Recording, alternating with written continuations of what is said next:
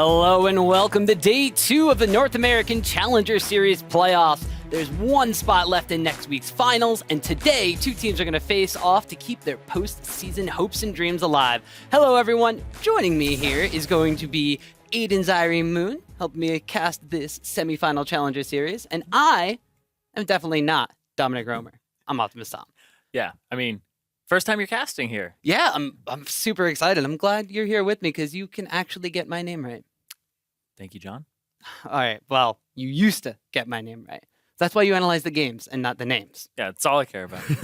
Well, we've already seen a ton of explosive action this week in the Challenger Series as Team Liquid Academy took down Nova in 3 games just last night. So that means, of course, TLA is going to advance to the finals to face the winner of today's semifinal series between Cloud9 Challenger and Dream Team.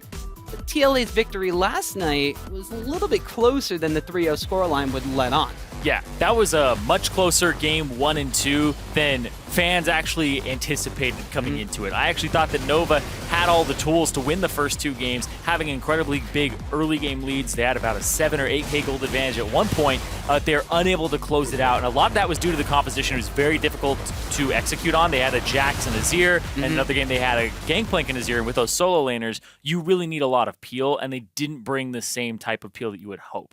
That's true. And while the solo laners had a little bit of struggles, the bottom lane from Nova was really a shining point for them. FLICKR and Ken were both in form and actually took it to Piglet in the bot lane. Yeah, which was very surprising. That was one of the big kind of upsets in terms of if you came into it, you're like, yeah, Piglet's going to crush Challenger players. Like, no, actually, FLICKR and Ken stood up to him, put Piglet very far behind, and it wasn't the Piglet show at all. He was shut down pretty much every game, and the person that did allow TLA to win was the mid laner Golden Glue. He was allowed to get Vladimir as well as Cassiopeia, and he single-handedly kept his team in those games because they stalled it out for late game, they allowed him to hit his power spikes, and then they just team fought a little bit better. Some of Nova's members were caught out of position, and then his Cassiopeia in Game 3 really sealed the deal, especially on top of the Azir ban that they had placed at Ablaze Olive, which I thought was going to come out in Games 1 and 2. And well, Golden Glue, as you can see, not only were his moves in-game impressive, his score lines are absolutely absurd. He actually earned himself Player of the Series for that last night as well. Yeah, and of course, though, you know, TLA with Golden Glue, they look rather good. They're going to have to go up against whoever wins today, but they also secured a spot in the promotion tournament. Top 2 teams go to promotion tournament, so that's also what's on the line here in this matchup. But of course, the losers, Nova, they will keep their challenger spot, but we'll see them back in spring, which is honestly about 6 months away. So sometimes it's hard for challenger teams to stay together during that time, but I do hope that this team stays together because they showed a lot of potential. They showed that they could take down TLA in 2 games despite not closing it out, but they had the ability to do so. They just have to clean up a couple little things, and then they'll be good to go. And I think that they would easily make playoffs next split and possibly the promotion tournament then. Well, the next split is still quite a ways away, and we got business to finish in this one first. So let's take a look at today's matchup with Cloud9 Challenger going up against Dream Team. Cloud9 Challenger coming into the NA Challenger Series was definitely the team on everybody's list that you wanted to try to beat. Yeah. All the way from week 1 to now. They've always been the team that you're kind of gunning for. If they lost games, it was a disappointment. And you know, they've had a long history of working together, but there is one note of concern, one weak point for this team is that they are very susceptible to moments of overconfidence that cause them to make very costly mistakes, but those mistakes have never been kind of egregious enough to actually stop them from regaining control of the map. They do that through superior map movements, through their shot calling, you know, all memes aside. But I mean, Hai was a world-class shot caller. Shot called at Worlds, went to quarters against Fnatic, all the entire game in the series. I believe it was best of 3s back then. Yeah. And they ended up losing it, but still, he's shown and he's been praised for his shot calling.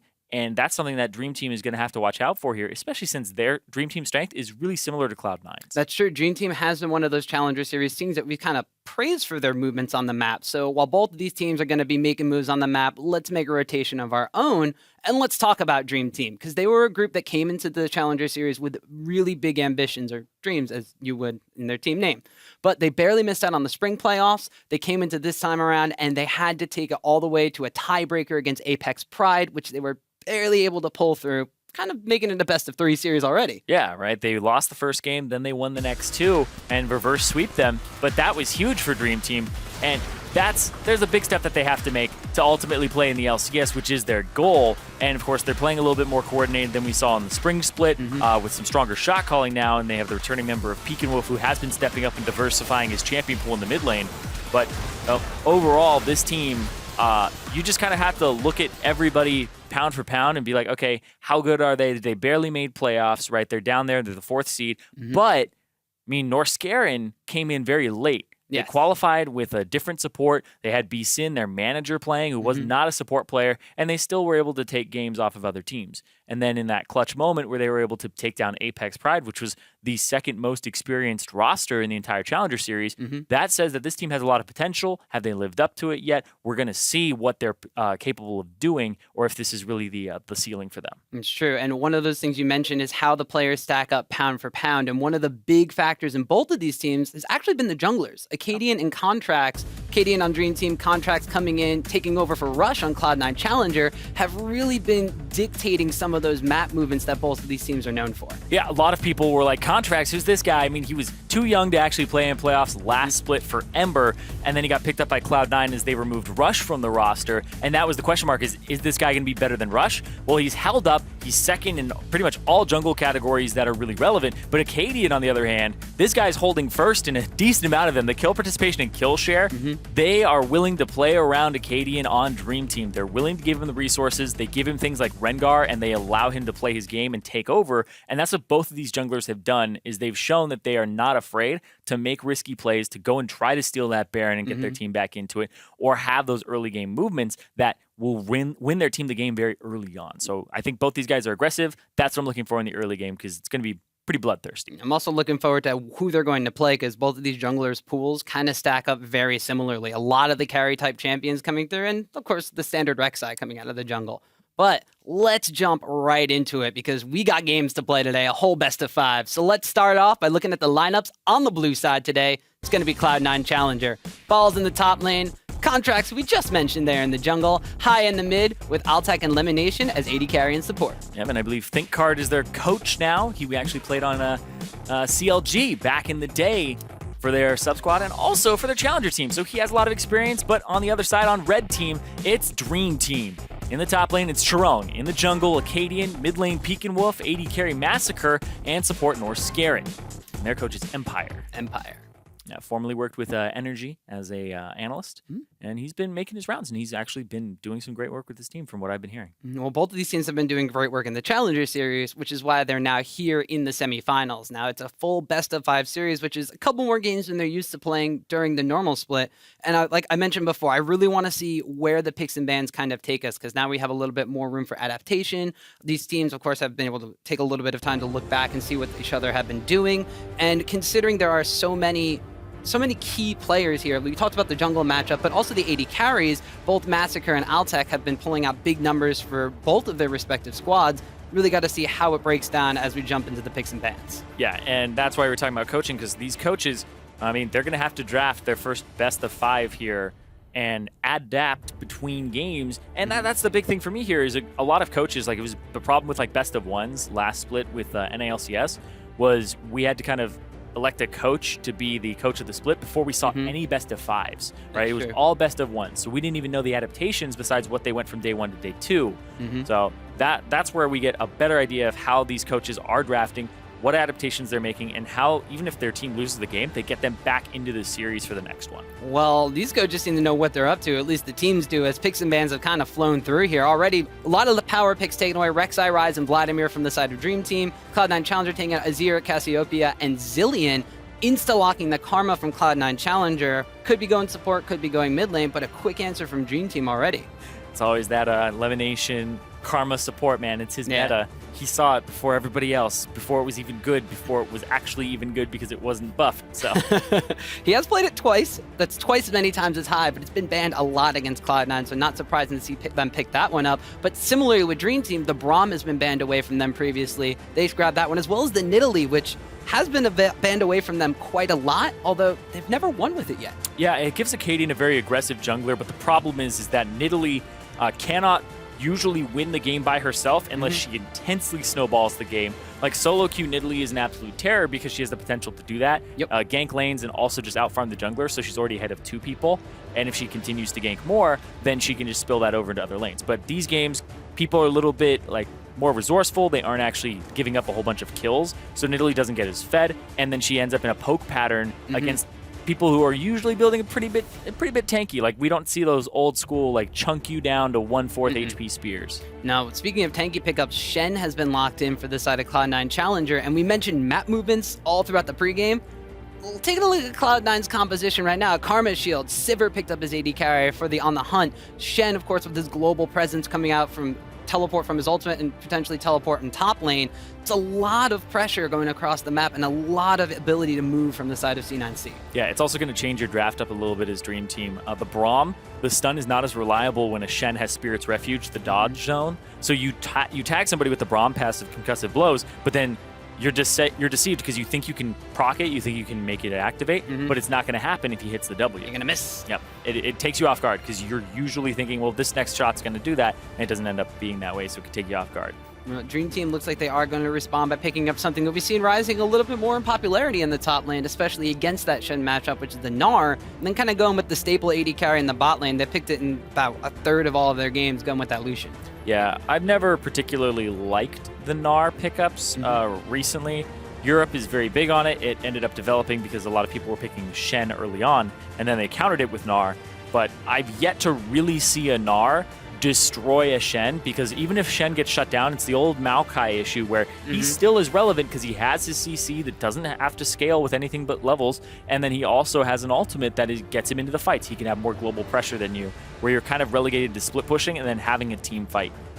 That goes in your favor based off your Gnar bar. Well, speaking of team fights and the Gnar bar, one of the things that Dream Team struggled with previously was finding kind of the go button for their team. With the Braum and the Gnar, they kind of have 2 ways to get in there, but with the mobility from Cloud9 Challenger, now they're able to pick up characters that are going to be dealing the damage. They have the Graves in the jungle, that carry-style jungler that we were talking about previously for contracts, and Hai's actually going to be picking up Victor for what looks like the first time in the Challenger Series. Yeah, I love that pick. It's going to put some pressure onto Peekenwolf because it's one of his best champions to just wave clear with and actually team fight. So I'm interested to see what he picks up because a lot of those S tiers are gone now. And if he's played Talia, then yeah, let's go. Talia locked in. I thought he'd be going with the Lissandra, which was something he's played a lot, especially when the Victor's been taken away from him and all the rest of the power picks have gone through. But Talia's another one of those champions that it's a playmaking kind of champion. We've already compared it to Twisted Fate on previous broadcasts, but it gives a little bit more of that map pressure because you can quite literally cut off ways of escape that this Karma and that this Sivir are going to want to kind of run to. Yeah, and that's big because when somebody has their flash down, it's a pretty much 100% kill at that point. If they don't have a way to get over a wall, like 3 of these members on Cloud9 Challenger, if you gank that bottom lane, you do it twice, boom, you're going to be able to set yourself up for success. Make sure that the TP's on point, though, from Shen, so that he's actually going to be able to be the one that defends. So I want to see how Peekenwolf plays this because it's not the easiest of matchups, it's not the easiest champions to play, but you do have a lot of influence and potential to influence the map, especially if the other team doesn't have as much experience against it. We're going to have to see if that potential is going to stick Cloud9 Challenger between a rock and a hard place.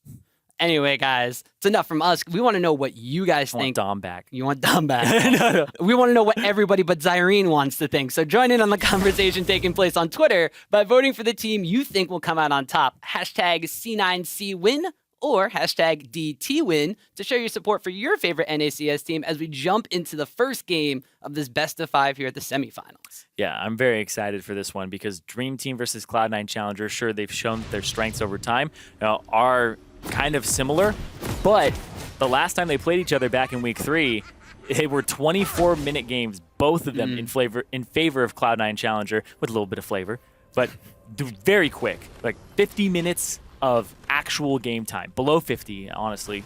So that's incredible. That's just showing absolute domination, and if that happens again to Dream Team in game 1, it could start snowballing the series from a mental standpoint. Well, one of the big things I really want to kind of keep my eyes on as we're settling down on the Rift is pretty much where the lane phase settles down. We've talked about at length already how both of these teams really like making moves across the map. Cloud9 Challenger, with all of that LCS experience, they know how to gain advantages out of these lane swaps and mitigate damage, whereas Dream Team previously has shown whenever they make one of those map movements, they're sometimes behind on the response to what their opponents are doing. Yeah, and that just shows the difference between understanding and mastery. I believe that Dream Team understand the concept of what they need to do at different points in the game and what they need to put pressure on, like priority turret over dragon over this, etc. Whereas Cloud9 have really mastered it and said, what is the other team's priority right now, and can we answer that? And that's the next level, right? Applying what you know to the other team in every scenario and thinking, what do they want, right? And that's what junglers need to do as well, is where's this guy going to be? What does he want to do? And that allows you to set up for counter ganks and things like that. And that's what I'm looking for these two junglers transitioning into our featured matchup there. Quite the segue there, as Cloud9 looks like they are the ones that opt into the lane swap, sending their duo lane to the top side, whereas Cloud9 Challenger going to be starting on the bottom side of the map for their jungle pattern. Lemonation spots out Acadian in his own jungle, gets actually a large chunk of damage there with the Mantra Q. Lemonation's going to kind of poke Acadian away, but it's just really more annoying than anything else. Yeah, it doesn't have Ignite or anything like that. Strong's going to try to pick up a little bit of CS if he can. Gets 2. But then bottom lane, it's actually a double lane. Contracts actually walked over and started laning alongside Balls. So gave him a little bit of assistance there. And now it looks like Balls will leave that lane and give a little assistance to Contracts in the jungle. Mid lane has kind of just been a little bit of a spell fest for now, throwing things around, but the teleport coming in now from top as Charon's going to wind up coming down and taking this tower. Dream Team are making the adaptation. Now that they've seen that Balls is double jungling, they're going to try to put the first move on the map by teleporting down first. Balls does wind up responding, but a little bit faster there from Dream Team. Yeah, that's pretty cute. So a little bit. I'm actually going to go into a little bit of what happened in that lane swap from a jungler perspective. So because of the fact that Contracts was in the lane helping Balls farm for that first portion, that's why he has 13 CS after, you only have Raptors and, so 4, 3, 9. So he ended up picking up at least 5 CS there, or 4 CS in the lane. And that's something that you're like, okay, what does he lose for that? Well, he had to take his jungle on this side of the map. He took it from the weak side, which you're not normally allowed to do. But then Acadian said, oh, Graves is bottom. I'm going to take my weak side of the jungle. So Acadian actually showed that the pressure that is normally exerted in lane swaps to the jungler is something that he's not going, okay, play it by the book, just go by the script, which is you should clear your strong side. But if he did that, he would have gotten triple buffed. So he had the confidence to go back up to that top side where he was pushed out of the jungle and then got his entire top red side. Well, this is why we've made that feature matchup using these two junglers. Not only are their numbers and mechanical prowess great, but the decision-making between them is what really has set them apart from some of the other North American Challenger Series competitors. Speaking of decision-making, looks like Contracts might want to pay a visit to mid lane, but Pekin Wolf is a little keen to that with a ward placed down there. So after the initial lane swap, things look like they might be settling down a little bit, although Dream Team now has kind of taken the initiative to swap their duo lane up top, whereas Cloud9 Challenger are now sending theirs down to the bottom as well, so we might just wind up seeing another tower trade coming in. Yeah, it's probably just going to be the lane swap back again. Contracts walks straight through mid and actually shares some of the experience. And Balls is going to make his journey as well to try and get that turret. This is pretty standard here, except that Acadian's on this side. That's really off. Yeah, Acadian now, saw him clearing that blue buff earlier. It looks like he has a flash over the wall as well. And then W, okay. Yeah, so Contracts just asserting his jungle dominance in this feature matchup as he's now going to meet up with the rest of Cloud9 Challenger and not only take this bottom side tower, but now with 4 members from Cloud9 Challenger, that dragon's available. Yeah, that was actually really strange from Acadian to be on that side of the map when the lane swap was continuing. And he had seen Contracts path through the mid lane. So it was just a little bit off there, and it cost him his flash. I don't know if he had to use it, but he decided to do so off of the fear of, I don't know, maybe another Q coming out. Don't know if the cooldown's that short at this level. But it was definitely something that probably wasn't necessary. And that's the thing, too, is flashing that early is sometimes great. But if you are able to get the enemy flash and you know that you have a way to get out, like if Contracts had flashed and E'd the follow, you flash then and UW. You'll take some damage, but you'll still have the same amount of distance between you and him, and you get his flash, and not just a free one for him. You end up going for a trade rather than using one of your own. Although, with Shen moving down from the mid lane, maybe getting a little bit scared, but he is going to wind up meeting up with his own team in the top side, so it's a tower for tower trade. But as we mentioned before, Cloud9 Challenger, strong side on the bottom side of the map, means that they have access to the first Ocean Drake of the game. Yeah, and Ocean is one of the best ones to have. If not, I actually would say it's the best one to have as the first dragon. Especially for the early game, if they're going to be making these movements and pushing these towers. Acadian, you saw him get chunked out before, taking a lot of damage in his jungle, but now the rest of Cloud9 Challenger, they can kind of stay on the map a little bit longer. Exactly. Helps your jungler stay healthy during his clear, because it only goes off in combat with turrets and champions. So if you're farming and you stay out of combat long enough in like mid lane, well, you have like kind of a pseudo blue buff. Very, very, very pseudo in that way. It doesn't work too well, but it's still something that gets you much closer to having an advantage. Like any type of advantage during this laning phase is a big one, especially if it's one that allows you to be more durable through the trades, because these are sustained in professional play, right? In solo queue, you're all about that all in. You're like, I want that Infernal Drake. All three, one back to back to back. Aggression. Whereas here, it's like Ocean Drake, fantastic, because everybody's so passive early on, and you're just farming and you're looking for those CS. We'll have to see if the Baby Blues do anything for C9C's members here, although Dream Team, once again, they're the ones that are making the movements on the map and kind of making Cloud9 be a little bit more reactive. Their bottom lane comes down to contest with balls in a 2v1 matchup, whereas on the top side now, Cloud9 Challenger has sent their own members of the duo lane top side. But things have been working out slightly more favorable for Balls, as he does have almost double the CS, which is not a lot right now, but still a large advantage over Chiron. Yeah, it's a very large lane. Oh! Peek and Wolf, though. I don't know if he... Oh! Chaos Storm goes through. High, getting a little aggressive now that he's got that. It's because of the regen. He knows he could do it. Yeah, I mean, when you have Ocean Drake and you go for trades like that, you know that you'll have more HP than them in a few seconds. But yeah, the Talia. That sounded like... Okay. Oh, nope. Oops. I don't know what that was. That sounded like ultimate. I don't know why.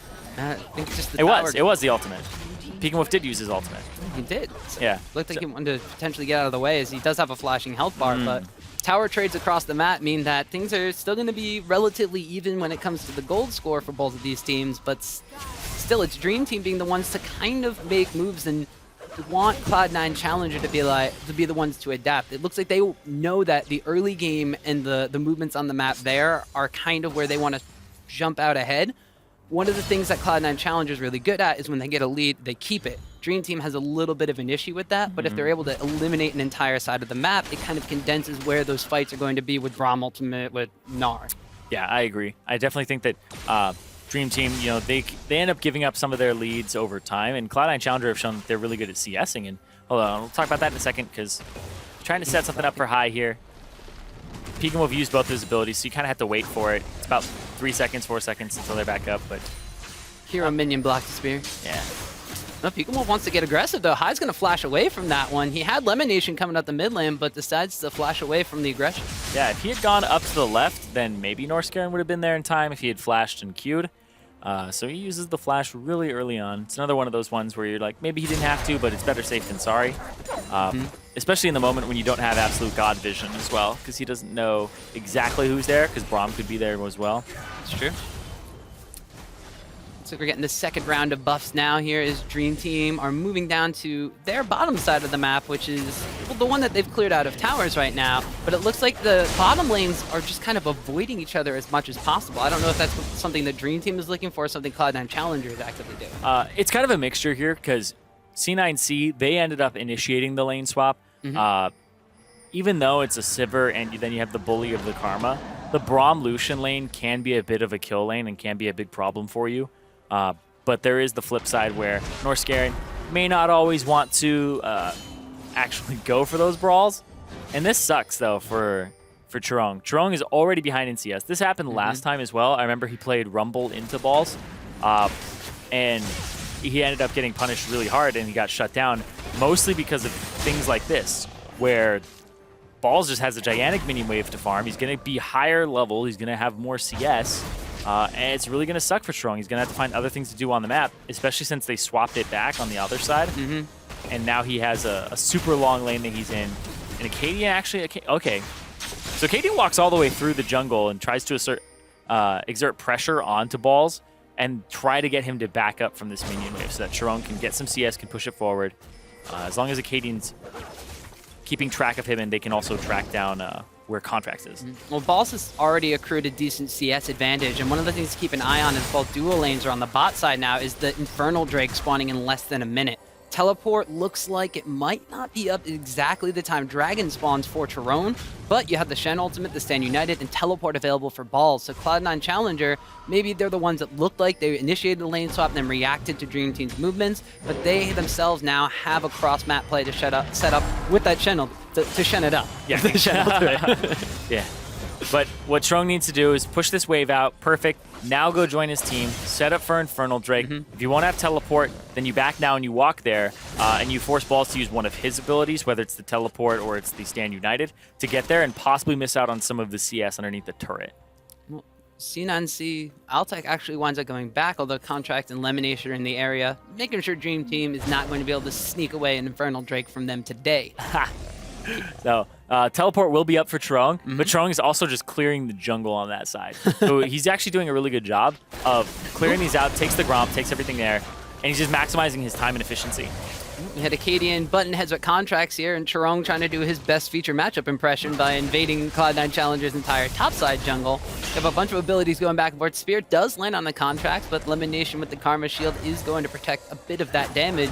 But it looks like it's Dream Team that are going to be the ones to initiate the Dragon. Now, we did see Chirong go back, so he is walking towards top lane. Yeah. Both of them with their teleports available. And he's TPing now. He's got half an R bar, and he's at the blue buff. Well, Contract's actually going in. Stand United is out, but in comes the Braum ultimate. Victor W is down, and Shen gets a good taunt across right there. First blood goes over to Altec, but Acadian jumps in, gets a counter kill on the Contracts, but Dream Team are running away from C9 Challengers high in the back lines. It looks like it's a split fight here as the carries are going down on both sides, but it's Dream Team that get the first 3 kills. A double kill picked up for High, though, to even it up at 3 apiece. Peek and Wolf extremely low, has to be careful here. Shen taunt landing could spell devastation for him, and they have to back away a 3 for 3. Yeah, and he's just going to be much faster because that worked ground gives you bonus percentage movement speed. That increases as you level, but Peek and Wolf able to walk back onto the mid lane where he has a whole bunch of them and get out safely. But yes, 3 for 3. Drake goes over to nobody, and that was a very split fight. It looked like High got to kind of do whatever he wanted there, picking up 2 kills and 1 assist,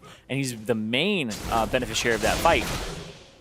Both teams looked like they kind of went into each other's backlines, only for Cloud9 Challenger, the backline was the one going into Dream Team's backline. That's true. It's true. Their backline was walking straight up there, so all their damage dealers were trying to hone in on 1 or 2 people. It was a good job by Peek and Wolf to actually set up the wall, but then they got Lemonation off of it, and I believe they finished off Contracts. So High, Balls, and Altec were all on the right side, and then Altec was able to get 1v3 down by Massacre. Well, in the wake of that engagement, the Infernal Drake started up again by Contracts, as now the rest of the members of the map have spawned. Ball's making his way, or actually never really going back after that fight. Ocean Drake OP. He's going to come down here, and it looks like Cloud9 Challenger are going to secure themselves their 2nd Dragon of the game. Yeah, you can't contest that when Chiron goes to the top side, because he doesn't have Teleport anymore, and even if Balls answered him, Balls has the TP still available because he had used Stand United previously and not the Summoner spell, so...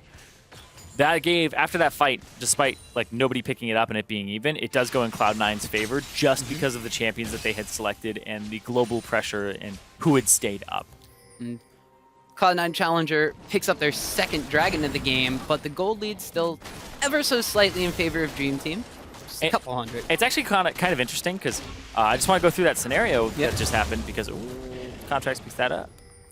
The scenario that just happened, because Chiron didn't have Teleport, so you should put him mid lane, put Peek and Wolf top with his Teleport if you do want to still contest that Drake.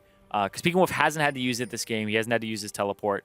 You do give some CS funneled into somebody who's okay in CS with the Talia, and Chiron, it becomes a little bit harder for him to pick some up because people in the mid lane were kind of pushing it in so that they could do Drake, but I think that if you wanted to maximize and possibly have the potential to contest it, that's what you go for. But they decided not to do that, and Dream Team instead give up their 2nd Drake, which may hurt them later.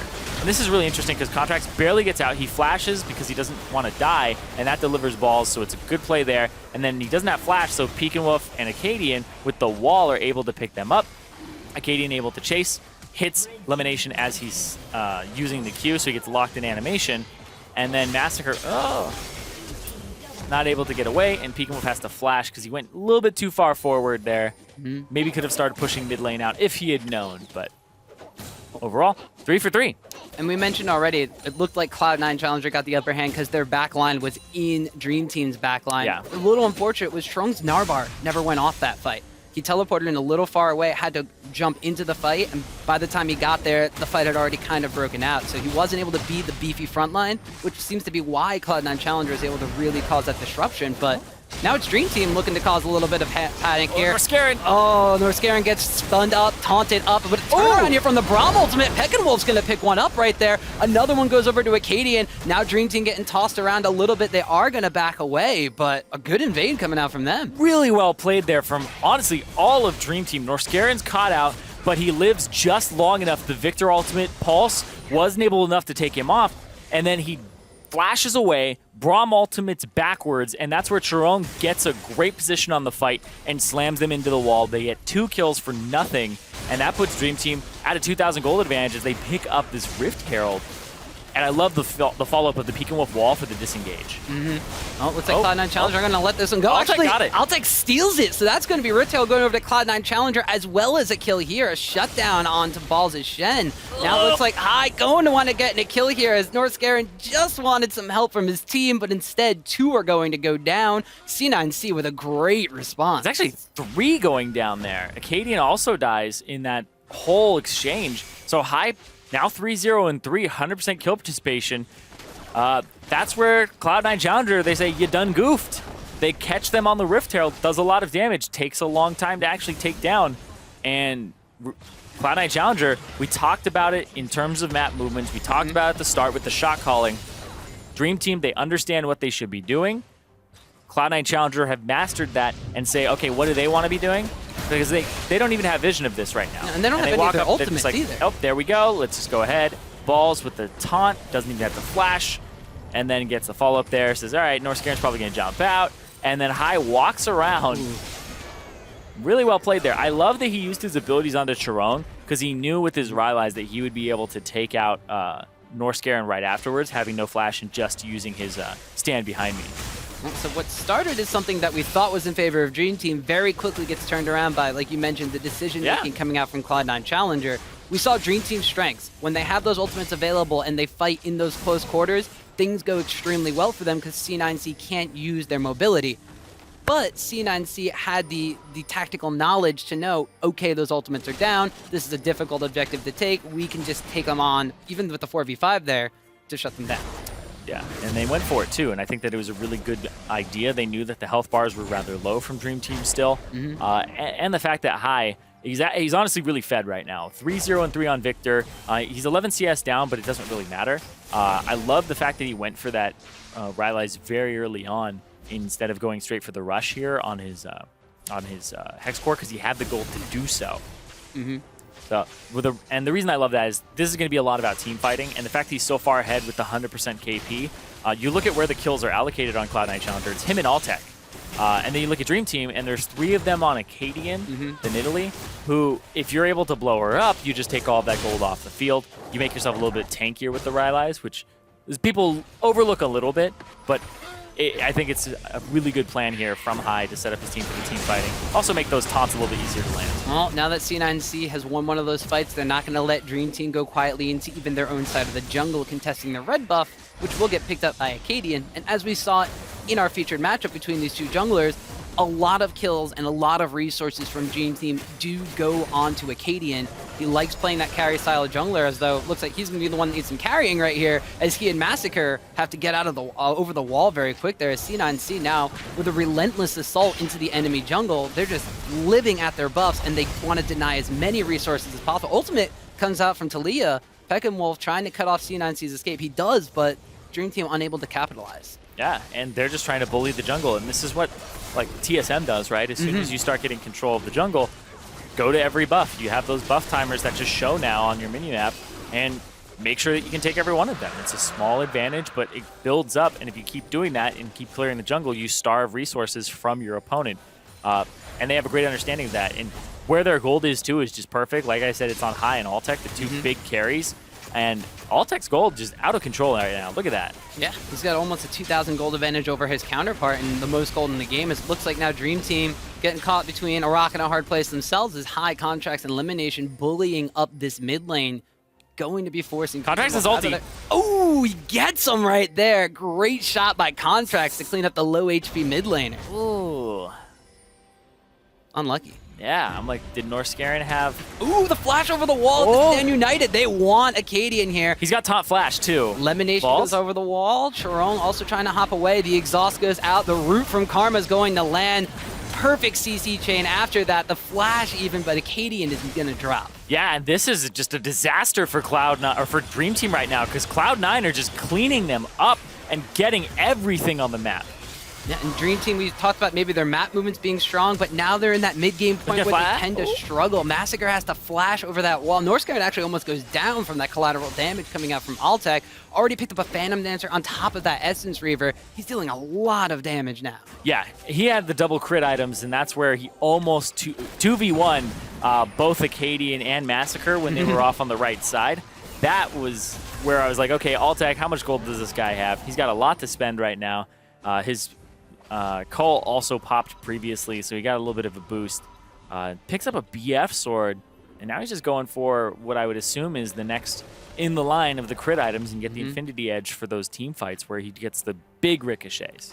And now that Sivir has that itemization, now that those ricochet crits are going to be bouncing off the walls, quite literally, dealing a lot of damage, Dream Team's kind of one strength that they were having going into the later stages of the game of catching people in areas, going for fights and choke points and stuff are going to be a little bit more risky, especially now that they were heading gold until about maybe 5 minutes ago, and now it's C9C pulling ahead with about a 2,000, little less than that gold lead, but slowly but surely pulling ahead. Yeah, it's a 1.5k right now, but the 3 Drakes in the Infernal that's spawning next is a very big problem here for Dream Team. Because this could put Cloud9 Challenger even further ahead. They've been leveraging these Drakes all game long, and their play has just been fantastic in terms of decision-making. So Cloud9 Challenger, I mean, we saw them kind of take over the game after capitalizing on some mistakes from Dream Team, but Dream Team haven't been forcing the issue. Like, I haven't really seen any Talia walls for roams, no shoving in on the Victor and then roaming away. That's what we saw actually in their series against Nova was Dream Team just didn't want to pull the trigger, but it looks like they're going to go in on high now. Has to flash over the Talia ultimate. Use the ghost turn it too. Around now. Looks like the Chaos Storm is down, getting some damage down to Acadian. The Rylai slow procs as well. Pick and Wolf's going to come in from the side, and they are going to get the shutdown on high. A 2v5 from Cloud9 Challenger. The rest of the team looks like they want to come in right now. Dream Team, a little split between who they want to go after, but they get the pick on somebody with a lot of damage. Exactly. They get High's Ghost and Flash with the ultimate from Talia, and then they turn it around. The Stand United from Balls comes out, but they're able to finish him off right before that, and they get an elimination. Ooh, elimination goes down, and Charong leaps into the backlines. Massacre cleans up the kill on Contracts, and Dream Team is going to turn it around. We were just mentioning Cloud9 Challenger might be scary in these team fights now.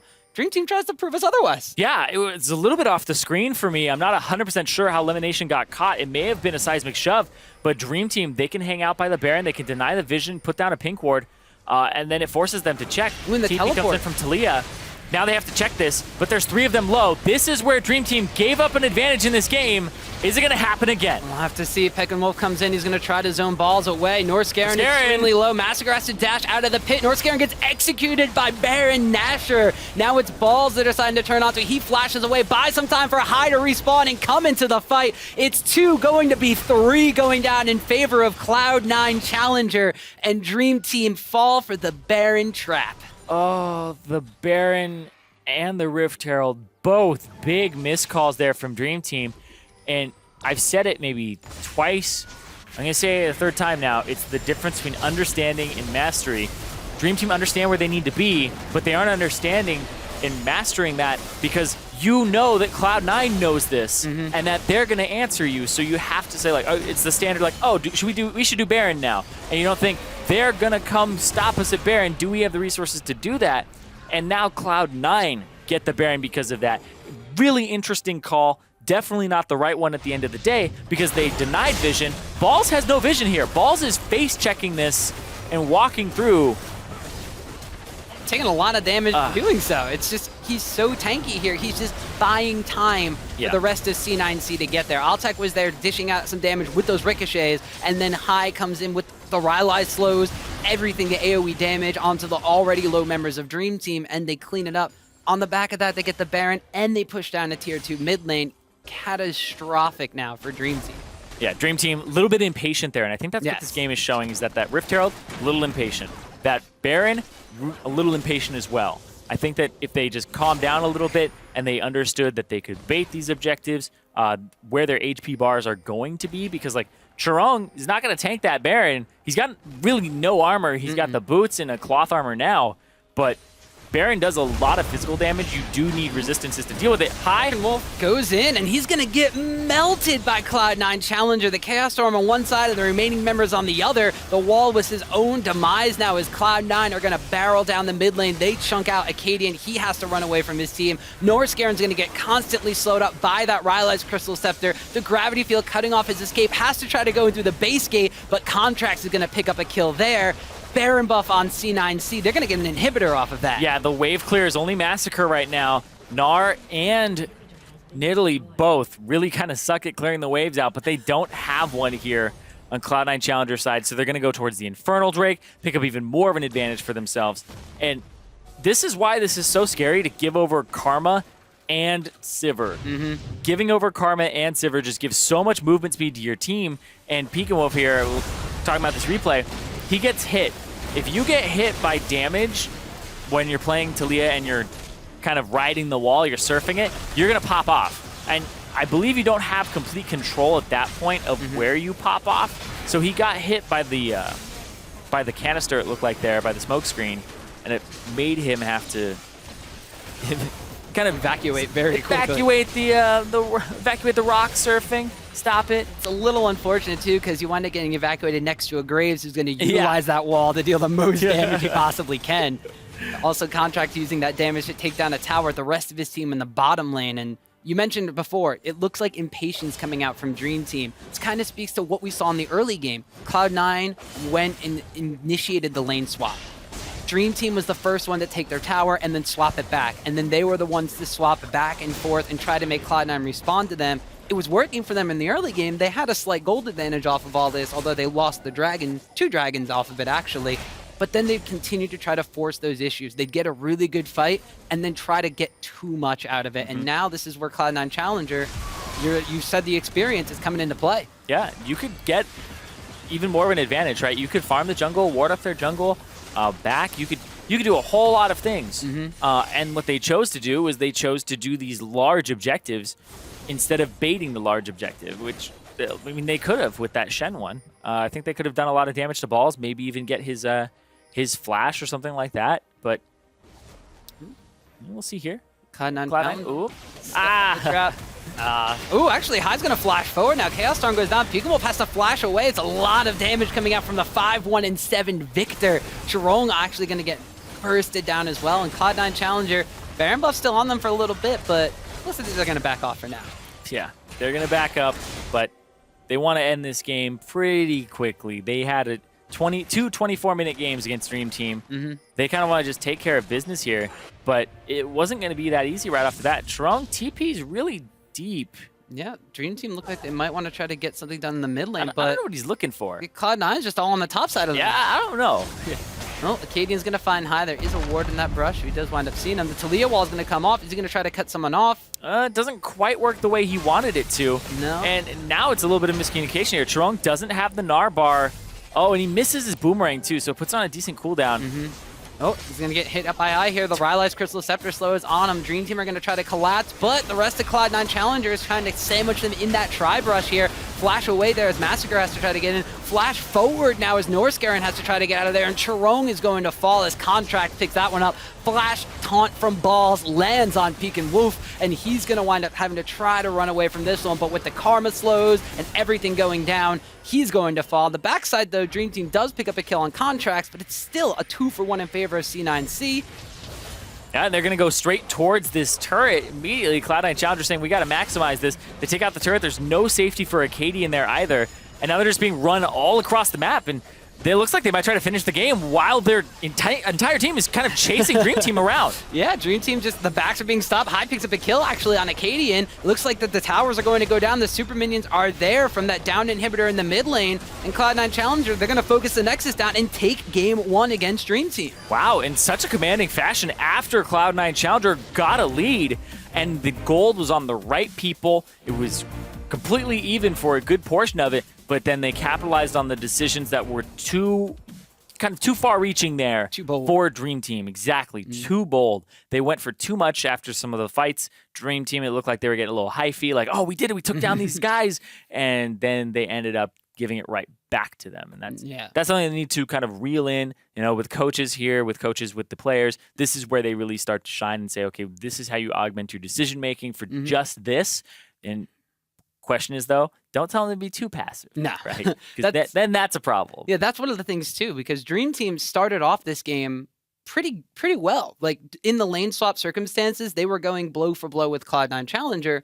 Cloud9 got the early dragon off of this one, but of course the fight in the top lane where they eventually want to go a little bit too far for the Rift Herald, they wound up getting these things that they wanted. They wound up making the map moves in the early game that they wanted, and for a majority of their lanes, they were going rather even, if not with slight advantages. Yeah, and I think that speaks to how good this series is going to be if Dream Team are able to hold on to some leads, because this was a game that was very winnable for them at multiple stages where they could have actually kind of banked in and like cashed in on their advantage and got even more, but they went for too much, right? They're putting it all on red when you should be doing it a little bit different than that. Have a little bit of a, if I put a little bit here, a little bit there, what's going to happen with it, and play it that way. But they went a little bit too hard. Well, thankfully they're not putting it all on red because they're going to swap sides for next game, so they'll be able to put it on blue.